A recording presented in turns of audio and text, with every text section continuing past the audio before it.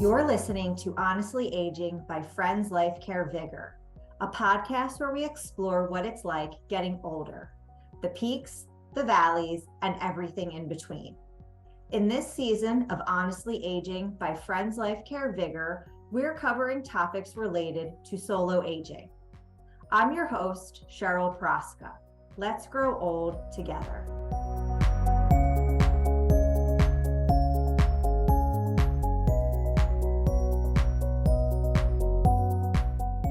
On today's episode, I'm joined by Ailene Gerhardt, the founder of Beacon Patient Solutions, LLC, and the Navigating Solo Network.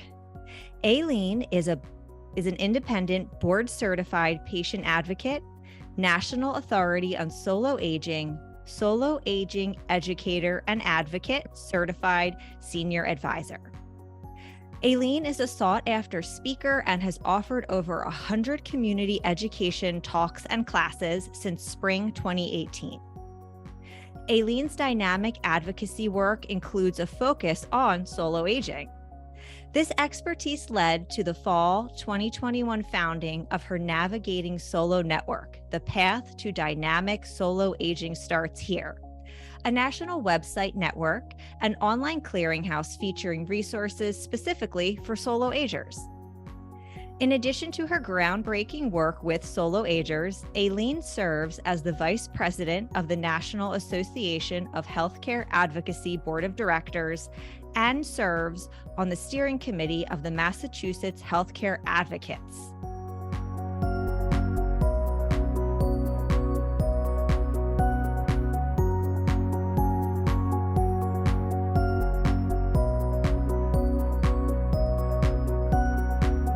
Ailene, welcome and thank you for being here. How are you today? Fabulous. Thank you for having me. It's an exciting topic and I look forward to our discussion. So Ailene, you are joining me today to discuss solo aging. We're going to dive into how solo agers can tackle the challenges of navigating today's complex healthcare system, along with resources and facts to help this cohort make informed decisions that reflect their personal values. To get us started, can you frame up solo aging?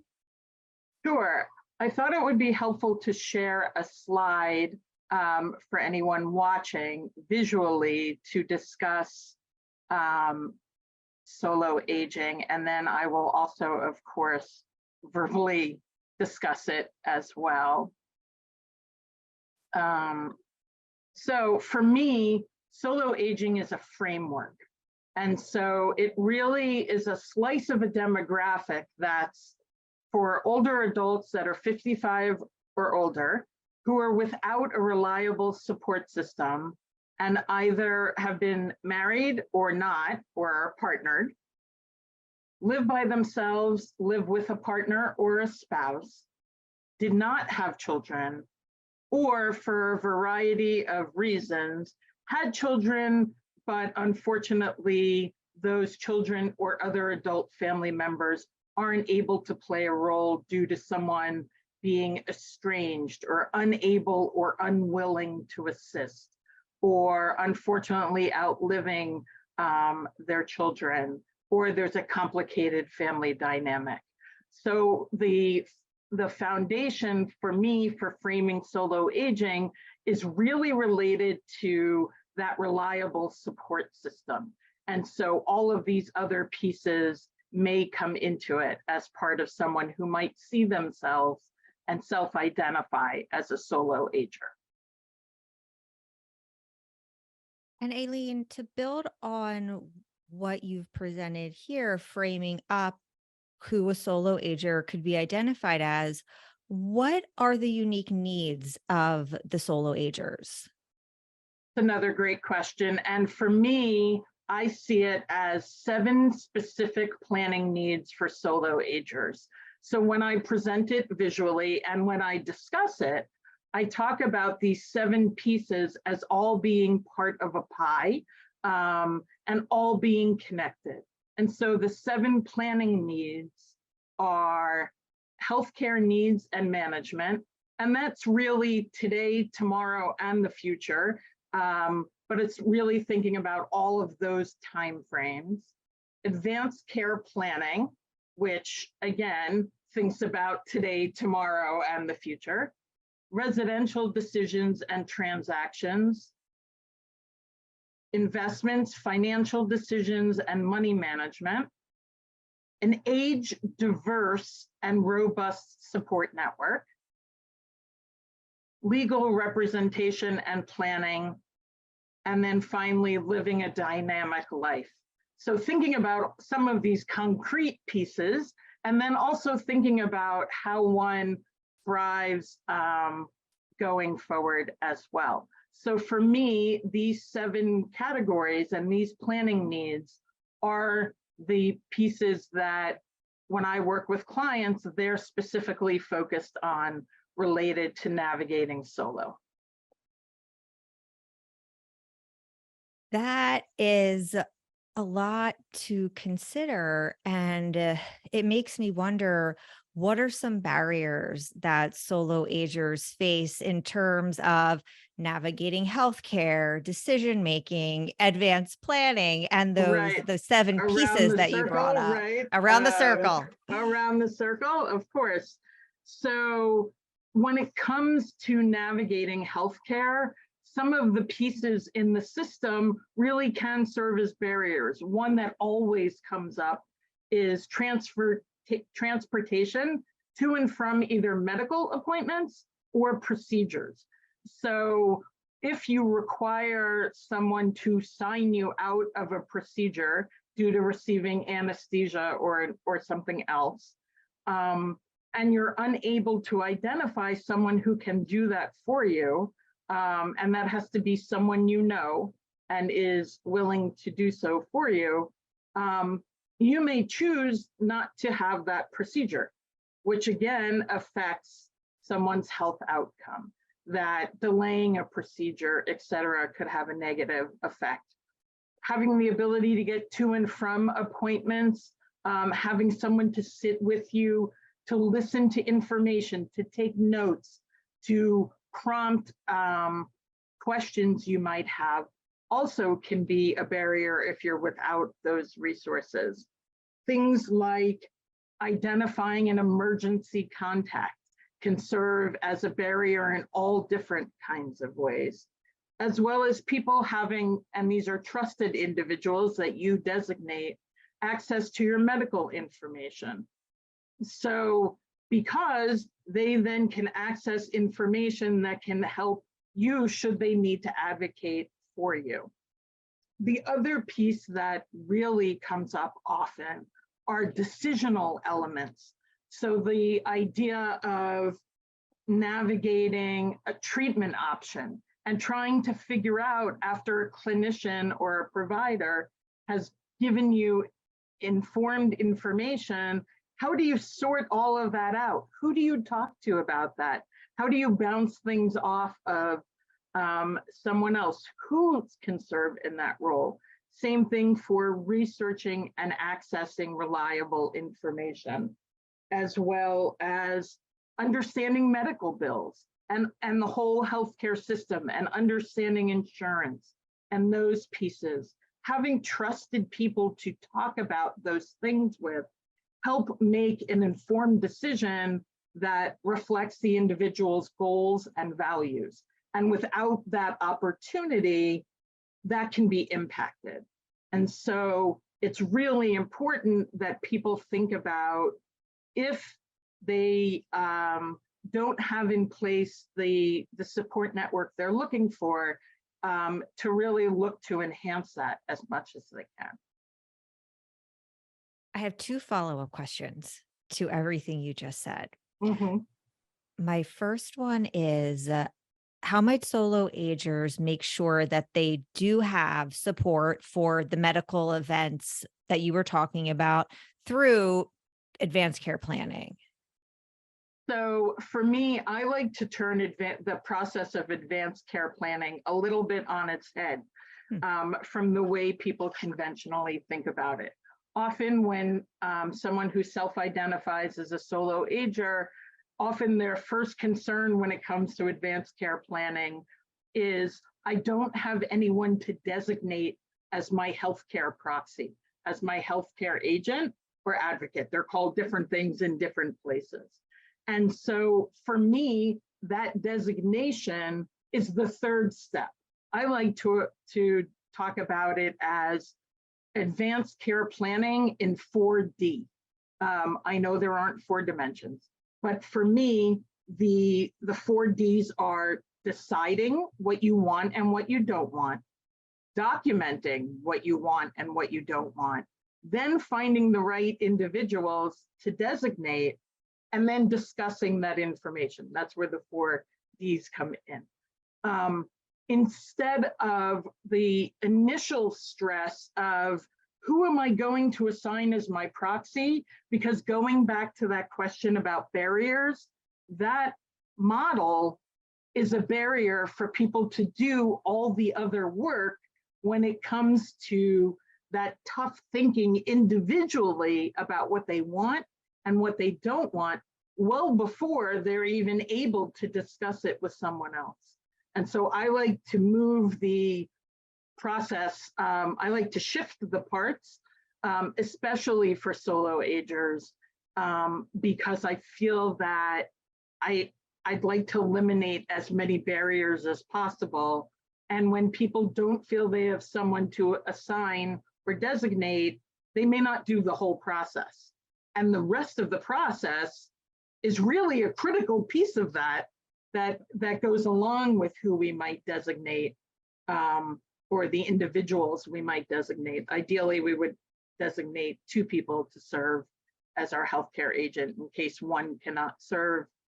At that time, you have an alternate, but that's an ideal. And when we're talking about solo agers and putting systems in place, sometimes the ideals are not always available. Would you prefer to age independently in your own home or live in a nursing facility? I know what I'd rather do. Friends Life Care membership offers just that. Plan today for a future lived at home with vitality, independence, growth, and resilience while protecting your savings. Learn about your options at a free seminar or webinar. Register at friendsLifeCare.org/register or call 215-628-8964. And the sentiment that's coming across for me that's so important is when you think about a big task or setting a big goal or having a big project, you can set up a barrier. You can say that's too hard. I'll never get to the finish line. But using your system and your steps, it does make it seem, and I'm sure it is as you start working on it, a lot. You're giving solo agers the ability to accomplish what needs to be accomplished step by step. Right. So when you look at that circle that we shared earlier, those 7 plans, or when we hear them as a list verbally, right? The immediate response is, whew, that's a lot of work, right? How am I going to get started? I don't have X, Y, and Z, right? And so the ability to break it down, and I always talk about the intentionality of solos planning as a gift to everyone else, because everyone should be thinking about planning. And no one should be making assumptions or presumptions about who might be available. But because of that additional layer of need of being intentional about putting things in place, solo agers are thinking about things and prompting friends and extended family members to think about planning. So I always refer to it as a gift solo agers are giving the rest of us, which I think is, which I really like to share, because sometimes people think about the solo piece in a very individualized, boxed in way, and that's not it at all. Quite honestly, anyone at any point could be navigating something on their own, and to have the tools to do that is really important. So I like to break things down and remind people of small victories. For example, someone who's stressed about solo aging finds this podcast and listens to a little bit of it and the various episodes you've offered, and they press pause and they come back to another part, right? But listening to it and opening the door to that conversation is a great first step, and should be recognized as a first step, so that when you're feeling overwhelmed, and this stuff is hard, really hard, then you can look back and say, I did a little bit of this. I did think about these pieces. I am ready to designate a healthcare proxy, or figure out who would be, a good person to do that. What are good characteristics of a healthcare proxy, right? All of those different things, to be able to chip away at it little by little, based on people's comfortability. So, building on that line of thinking, how might solo agers evaluate and enhance their current support system? So this is where it's interesting when you look at navigating legal pieces, when you look at navigating residential, when you look at navigating financial, you would think that that would be the top three for the majority of people in terms of things I'm completely stressed about. And those things people are stressed about. But the notion of who can help, who's available now, who might be available in the future, what role can I play in helping other people, is really something that people think about, especially when they're trying to put together the plan of legal pieces and financial pieces and where am I going to live, et cetera. And so the opportunity to engage in community is really important. And there are a lot of outstanding community resources, no matter where people are living. The Village to Village movement, which actually started here in Boston, is all over the country and is an opportunity to become a member of a community where you can access volunteers, vetted vendors often, for different kinds of things around the house, educational programming, et cetera.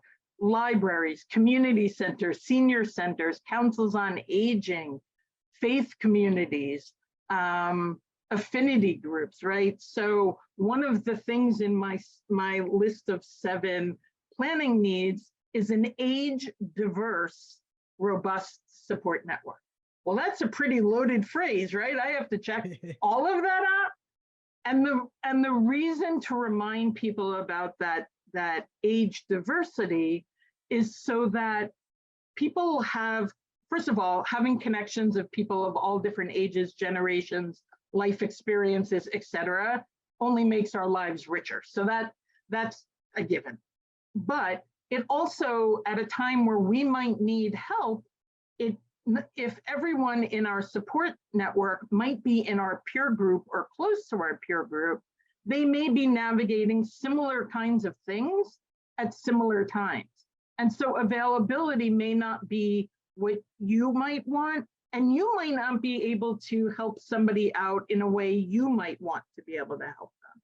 And so having that age diverse network. And so people ask, how do I act, right? How do I connect with people in different ways? If part of your suggestions were senior centers, councils on aging, right? All of those older adult communities and community organizations, thinking about things like what are referred to as affinity groups.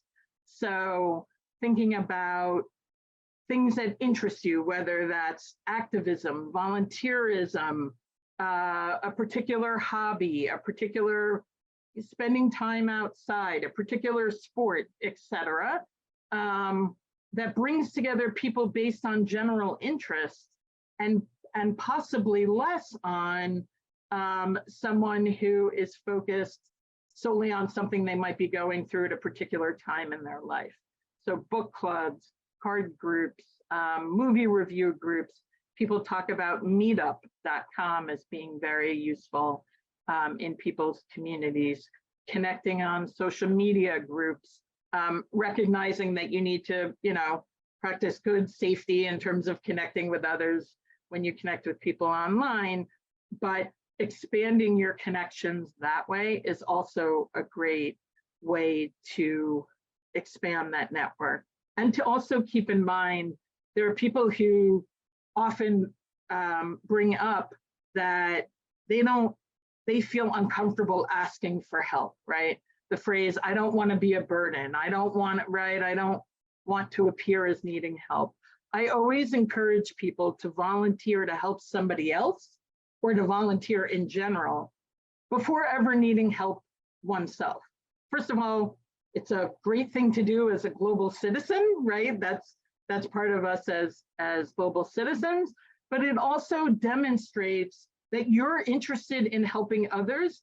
There may be a likelihood that you're going to need assistance as well, but you're open to figuring that out. And so that also can help in terms of expanding networks as well. I love that idea. And that sentiment has come up in a number of the podcast episodes that need to start sooner than later with building your intergenerational support group, support network, community.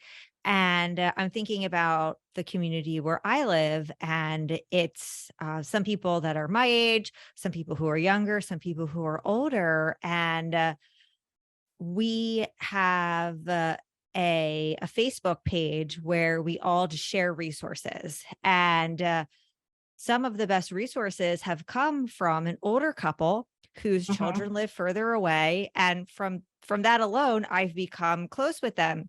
So really, if they needed some help from me, right, they've kind of been building up their, probably not on purpose, but they've been building up their bank. Of course. With people within the community, I'm sure would reach out and help them. So it's it's hitting very close to my life right now. Right. And that's a great resource. If there are people who are, feel comfortable utilizing Facebook or other social media tools, those are great ways to connect. There are a number of solo aging Facebook groups online as well. And so the other piece of this, as we look forward, is that we know that the baby boomer generation, a quarter of baby boomers did not have children. And we know we have a caregiving shortage. That isn't something I would ever have to tell anyone hosting a podcast like yours, right? So when I like to say, when you put that in a blender, right, we need that intentionality of planning really should resonate with everyone in terms of who is part of my local and extended support system. Who, I talk about it as who is my 3 a.m. person, right? Or people that if at 3 a.m. I needed something, whatever that is, who could I reach out to? And that too, even that question can feel like a barrier to someone who's immediately hearing that and saying, I don't have a 3 a.m. person, right? So, okay, that's okay. Go back to how do you expand and enhance your already existing and start there. How do you nurture the relationships you already have, right? And that's hard. Making new connections as we age is really hard. Different feeder patterns. We talk about things like there's a whole social construct about places, first place, second place, and third places. And then the notion that the first place in our world is our home, where we have the most intimate of connections, whatever our home structure looks like. Our second place is often our workplace, where we foster other connections. Well, there's a time when if we're no longer in a workplace, I like to suggest to people and remind people that if they are volunteering or they're part of a community they go to regularly, think of that as a second place. And then a third place, our third places are all the other places we interact with throughout our day, week, month, year. So you see the same person at the salon, you see the same person at a bank, getting coffee, at the library, in a group. Those could be opportunities to enhance relationships and to not overlook those other connections because they are a part of our world. Not everyone you connect with in the grocery store is going to be a lifelong friend. I understand that. But thinking about what is my routine, who are the people I see on a regular basis, and what role might they currently play, and is there an opportunity to enhance that, is an additional way to think about strengthening support networks and expanding them.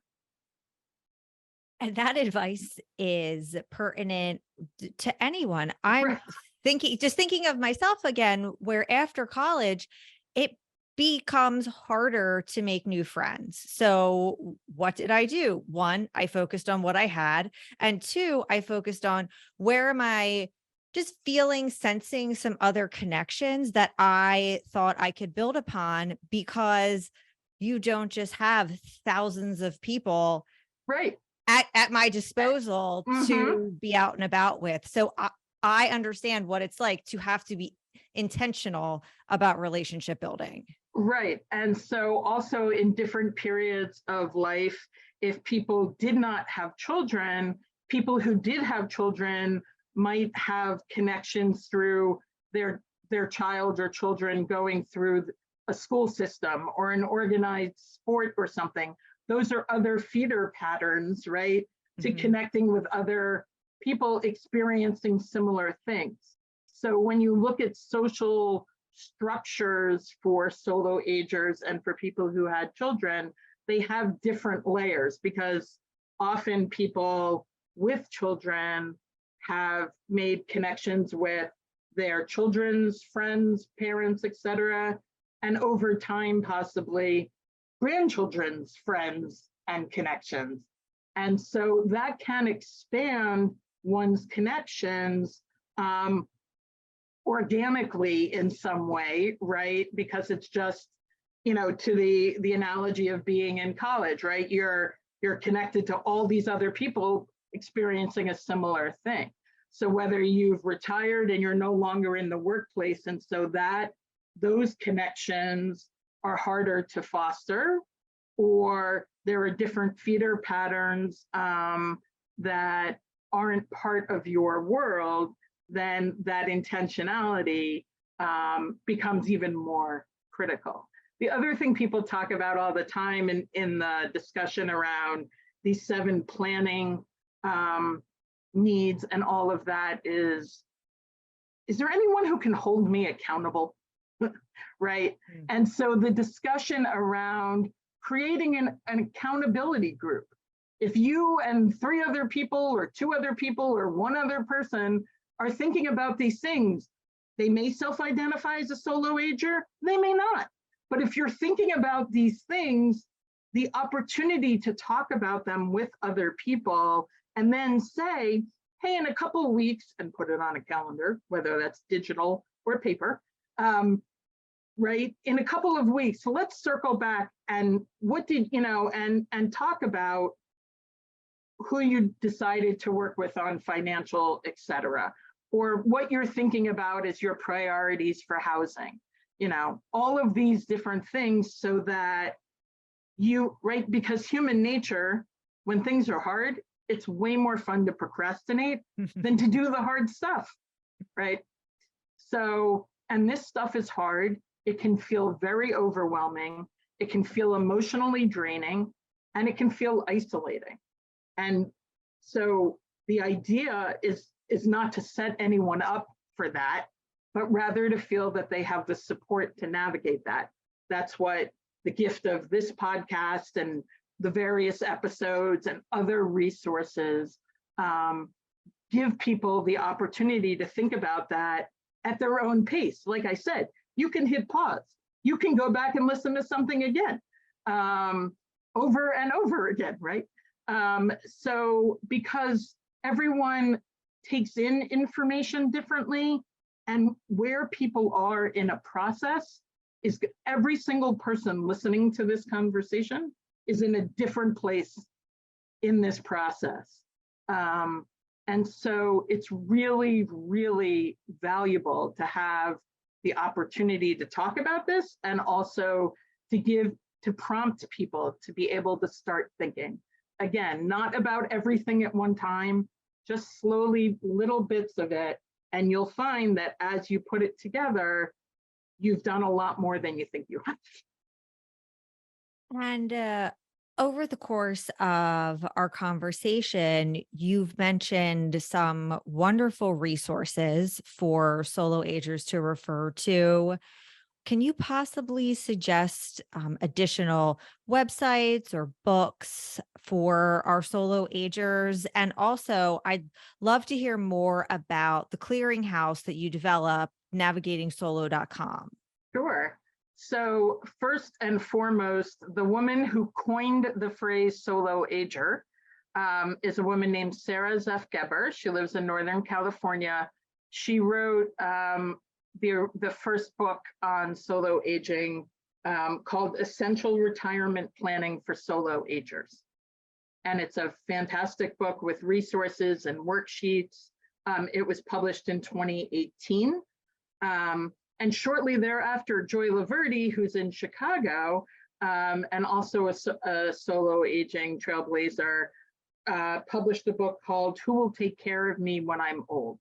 And both Sarah's book and Joy's book are available in the library systems. And the reason I bring that up is because people have all different means and also interests in accumulating books or not accumulating books in terms of possessing them on their own, but rather to gain the information. And so both of their books are available in libraries. They're outstanding resources. I definitely recommend exploring those. Joy is also a caregiving expert as well, and has the elder care planner that's actually being revised soon as well, that also came out in the early 2018s. And then Carol Merrick, who is based in Texas and started something called the Elder Orphan Facebook group. Elder Orphan was a phrase before solo ager came along that was a clinical phrase utilized by a geriatrician to identify some of her patients in a clinical setting. The phrase kind of stuck for a while. And so Carol created the Elder Orphan Facebook group, and it now has over 10,000 members. It has offshoots, people, book groups and relocating and different geographies, etc. And there are a number of other solo aging or aging solo Facebook groups. If someone is interested in connecting with those, you can, when you use Facebook, just do a search for aging solo or solo aging, and you'll see the different groups. Many are started by self-identified solo agers who are looking to connect with other people and other resources. So all of that was sort of in play. But I realized that in my work with solo agers, I was putting together and identifying different professionals around the country, different experts around the country, who had knowledge about solo aging, but there wasn't a go-to place for that. And solo aging and solo agers really deserve the resources that are crafted just for them, right? And to recognize these unique needs, although they certainly resonate with many people. I like to sort of say it as from the ground up, right? It kind of works this way. Solo agers have identified this intentionality, and again, that gift of giving it to others.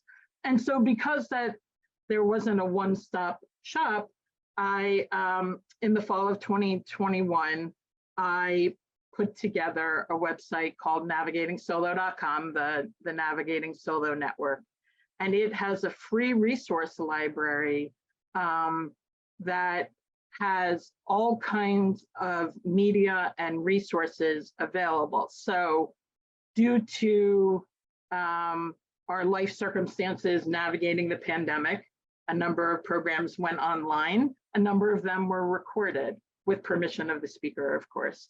And so some of the talks on solo aging were recorded and are by various thought leaders. And so there is a part of the library, the resource library, that includes videos and talks. There's part of the library that includes podcasts and interviews, and I will be updating to include a number of the episodes from this podcast, which will be definitely relevant to folks who visit the site. There are links to articles on all different subjects related to solo aging. So those 7 pieces of housing and advanced care planning and my network and legal and navigating medical, when articles come up that are related to solo aging, they are linked, as well as the books that I mentioned earlier. They're on there as well.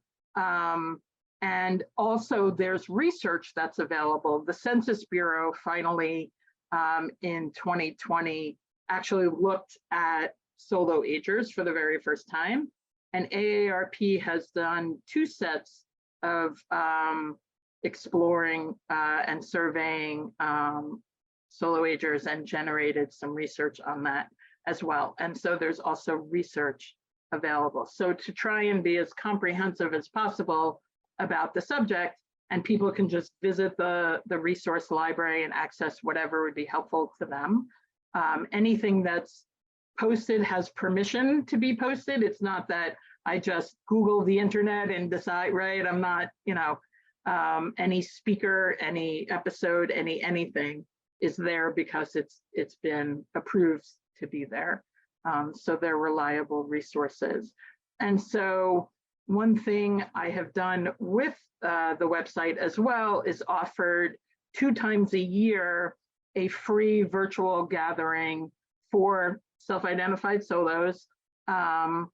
And we've had our late August one, which is coming up August 31st, currently has, I think there are 100 registrants so far, and we have quite a bit of time to go, from 14 US states thus far.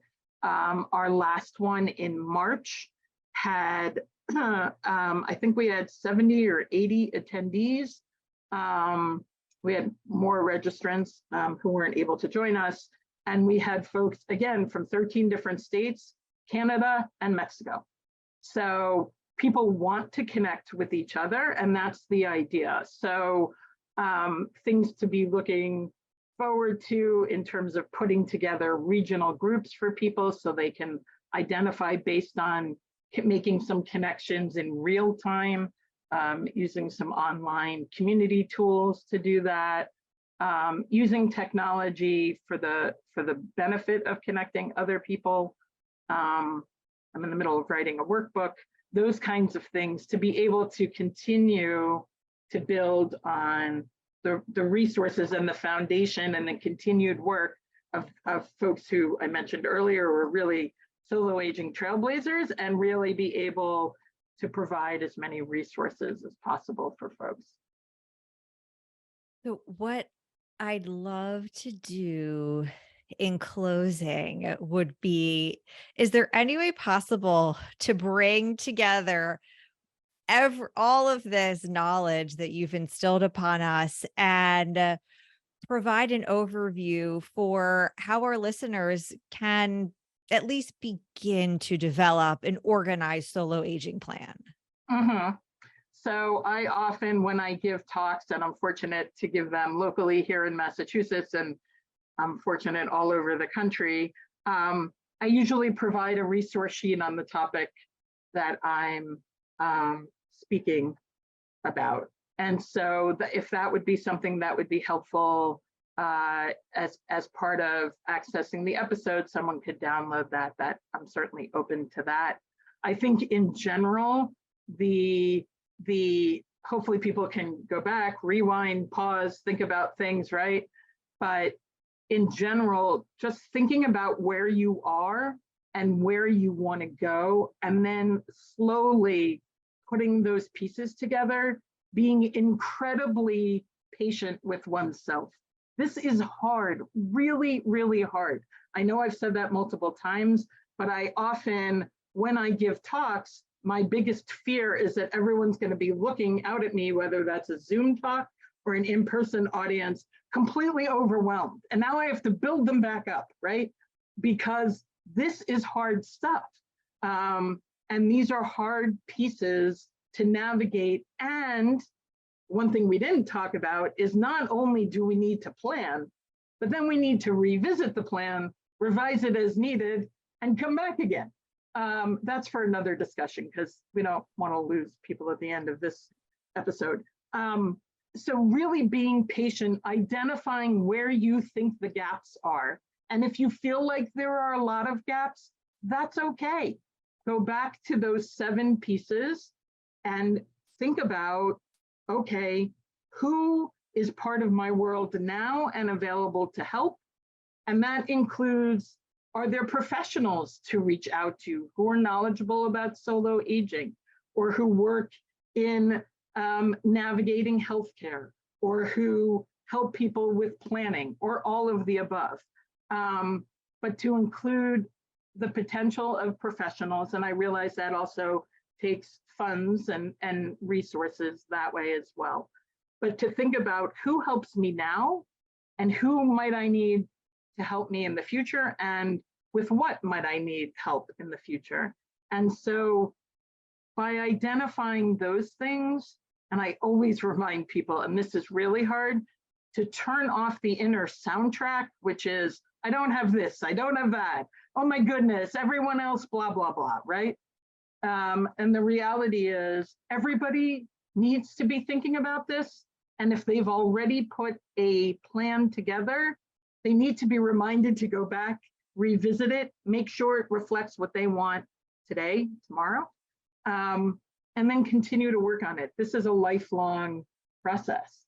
And so I would encourage people to be patient with themselves as much as we can be, and to really acknowledge small victories, and your small victory and your neighbor's small victory may feel completely different, but recognize them. Listening to this podcast, listening to another episode, watching a talk, attending a talk, going to a group, whatever it is, that those pieces, when you put them together, you will find that there is more in place than you thought most often, and that there are people to assist and ways to learn and further reinforce what we've talked about through other experts and other conversations as well, and to just keep at it. Ailene, thank you so much for sharing all your solo aging expertise with our listeners today. I'm so excited to bring this episode to our audience and start giving them the tools they need to set themselves up for success one step at a time as they age. Thank you very much for having me. As you can see, I am extraordinarily passionate about this subject. And so any opportunity to have a really robust conversation about it and know that I can help someone else is so valuable. Thank you for listening to Honestly Aging by Friends Life Care VigR, a unique program focused on aging with vitality, independence, growth, and resilience. You can find links and show notes from this episode on our website at friendslifecare.org/podcast. Thank you to Ailene Gerhardt for joining us today. You can learn more about Ailene on LinkedIn and by visiting her website, beaconpatientsolutions.com. Links to these resources and Aileen's Navigating Solo Clearinghouse can be found in the show notes. If you like our show, please rate, review, subscribe, and join us next time. To learn more about aging with vitality, independence, growth, and resilience, subscribe to our blog at friendslifecare.org/blog.